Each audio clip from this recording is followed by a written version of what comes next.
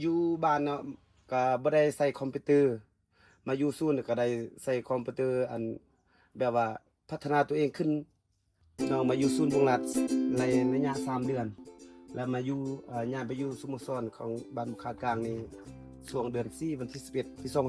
2024อยู่ศูนย์เขาเจ้าก็ได้สอนวิธีการปลูกการเลี้ยงและเทคนิคเนาะดาวอังคารเนาะเฮาเฮาได้ซื้อนำชาวบ้านเขาในโลหนึง2,000กีบแล้วมาเข้าในศูนย์เฮาแล้วมีบริษัทหนึงมาเอาอยู่ศูนย์เฮาไป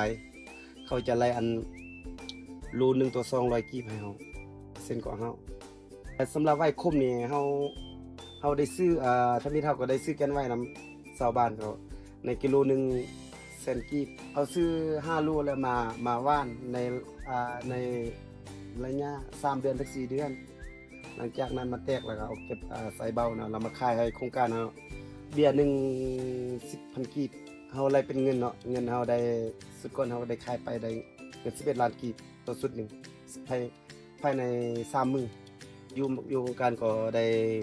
มีข้อดีหลายสิ่งหลายอย่างเนาะเฮ็ดให้น้องมีแบบว่าเพิ่มขึ้นน่ะ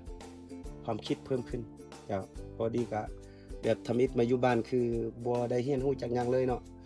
แล้วมาอยู่ศูนย์ก็ได้เรียนรู้วิธีเฮ็ดธุรกิจขนาดน้อยซะเนาะน้องว่ามีแผนว่าสืบต่อกิจกรรมที่เฮามีในปัจจุบันนี้เนาะคือการปลูกผักบ่หรือว่า